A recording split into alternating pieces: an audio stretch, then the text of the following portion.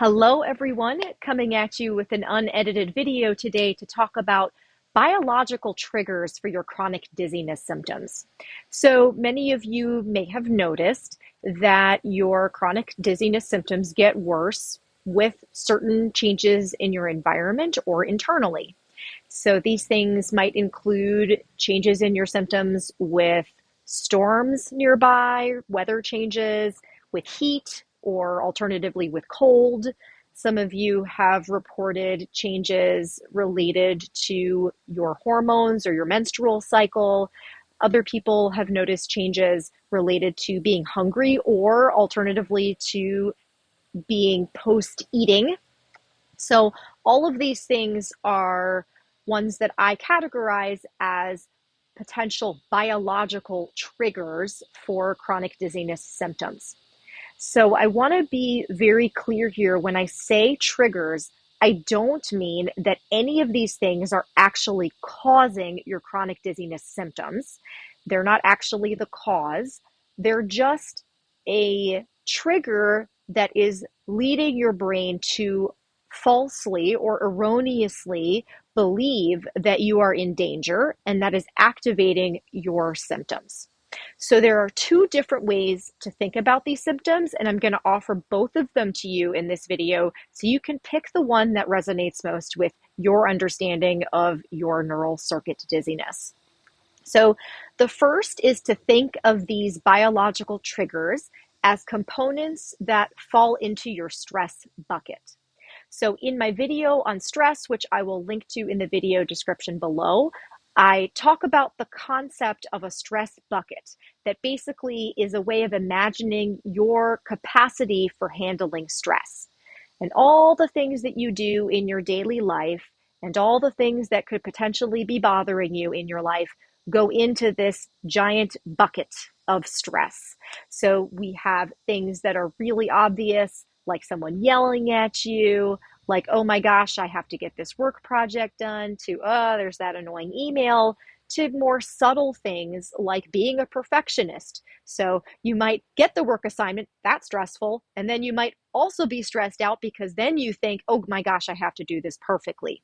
So the stress bucket has a lot of stuff in it. And the way I conceptualize this is when there's just too much in your bucket, your brain just doesn't work well. It goes into danger mode. So what that means essentially is your brain starts to think that there's something really, really wrong. It goes into that fight or flight type of response. So nervous system activation, and that leads to symptoms. So all sorts of stress goes in that bucket. And you could potentially be a little bit sensitive to heat, or maybe not even sensitive to heat. Maybe heat is just a stressful thing for your body, for everyone's body, that your body typically adapts to with no issues at all. But because your stress bucket is already full of stuff, if you have neural circuit dizziness, your stress bucket is full, you're in danger mode. Any little bit of additional stress, even an additional drop in that bucket, is going to send you overboard into more symptoms. It's going to activate danger mode and cause your circuit of symptoms to activate or worsen. So that's one way to think about these biological triggers. So in other words, there's nothing special or unique about them. They're just little stressors that your body normally adapts to without a problem. Your body just doesn't have the capacity to adapt to them right now because your body is dealing with just too much. All right. The other way to think about these things is that your brain has accidentally or in error assigned danger labels to these particular things. So the example of weather changes. Our bodies do sense weather changes happening, and it's something that you and I and every other person on earth, our bodies are set up to know when the weather is changing. Most of the time that falls beneath our conscious awareness. If we start to think about it, we might say, gosh, it feels like it might rain today, but most of the time we're not noticing it. When your system is hypersensitive, and we'll talk in a moment about why your system might be hypersensitive, your brain is much more likely to create false associations between just ordinary things, ordinary stimuli, ordinary changes in your environment, and danger.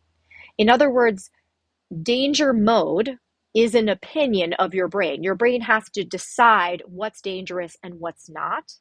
And in the case of these biological triggers, your brain has assigned danger mode to those particular things in error. Not because those things like pressure changes and heat are actually dangerous in normal small doses, but because your brain is hypersensitive, it's overreacting to those things, turning on danger mode, and therefore activating your symptoms or making them worse. So, why is your nervous system hypersensitive?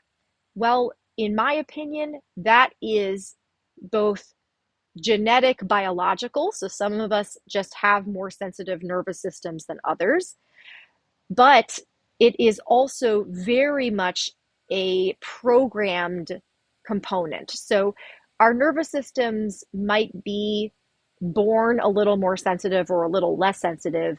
But one of the amazing things about the human brain is that it's incredibly plastic, and especially in our early years, until actually our early 20s, our brain is highly plastic, which means it's constantly using the information in our environment to program itself and to determine how it should respond to future things that come up. So the brain's ability to determine whether something is safe or not safe is programmed very early on because it's a matter of survival. You have to know if something is safe or not safe in order to survive. For those of you who had difficulties in childhood, whether that was traumatic difficulties or difficulties relating to your relationships with a caregiver or your peers. So perhaps more subtle things like maybe your parents were a little more critical than normal, or maybe you had a parent who had maybe a little bit of a drinking problem, maybe not full on alcoholism, but your parent wasn't always emotionally available and you felt not quite as safe and attached as you would have otherwise. And then, of course, without that goes without saying that more traumatic experiences would affect you even more in this case. But in all those cases, your nervous system learns it needs to be a little more finely tuned to your environment to make sure that you stay safe, to make sure that you know what your caregivers are doing, to make sure you understand their moods and anticipate what might happen in the future. When that process happens in early childhood, it leads you to have a more sensitive nervous system later on. And when you have a more sensitive nervous system later on, again, it's more likely to jump to the conclusion that something is not safe, even when that's not really the case. So I hope this was helpful for you guys in understanding that biological triggers aren't in and of themselves dangerous or causing your symptoms.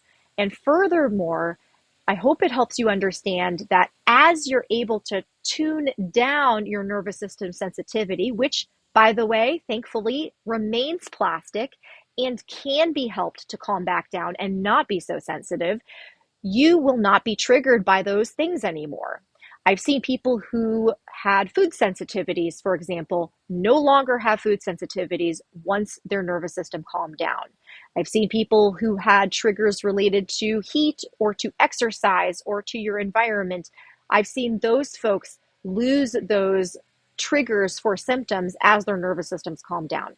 So I hope that, again, this helps you realize that that's something you can accomplish as well. And as always, guys, if this video was helpful, please like, share, subscribe, and of course, if you've got questions or comments, drop them below. I'll talk to you soon. Bye-bye.